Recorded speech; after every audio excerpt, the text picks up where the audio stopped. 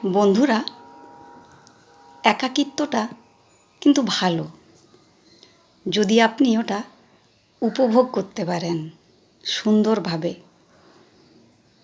একার মতন করে চলা, একার মতন করে ভাবা, একার মতন করে কিছু করা, সেটার কিন্তু একটা আলাদা ভালো লাগা থাকে।